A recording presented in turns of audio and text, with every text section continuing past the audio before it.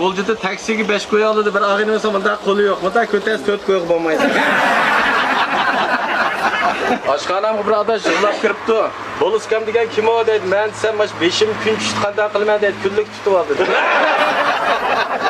Tudaxın pakalı bir sorun dottadı, onun ayıqmış içilik ekan. Yeng chiqdi, ya, "Fika, sening ayıqing kim o'g'laydi?" desam, "Boluska ne o'ylab, telefon soldigan qilyapti."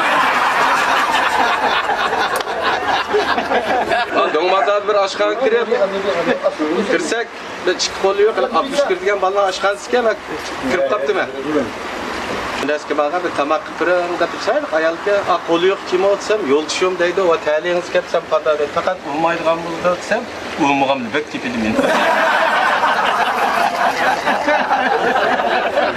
Dabazani alsam bir adaş yapılaq şaptılsın tuttu. Ben dedim, "Olcunun mu, korunun mu, nano şaptılı var, sen peypane."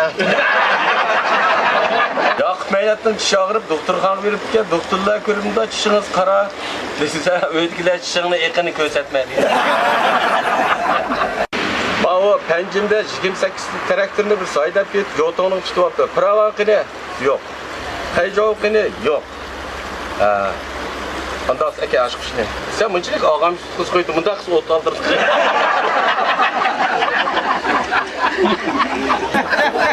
Bir tez tamaqanız 4 ayal kirib, birisi balası limit var, foyal balağını limit vardır. O zanlı balısını dep imitmayınsa sırtı işçimlik ekirişki olmaydı. Bizning mal bir balani akustiga qatib kirsam yig'lab bu. "Voy akam, kimni aki deymi akam" deydi. "Ishki men debdi" dedi. Bir puli var adam 20 ming so'm ishda ketdi. Kunda 4 kilo kali go'sht yerdi ekan. Dedik ishtiya o'shimayotgan jimjit. İştini mal doktorga olib biribdi, tekshiribdi, ishdan kekash keldi.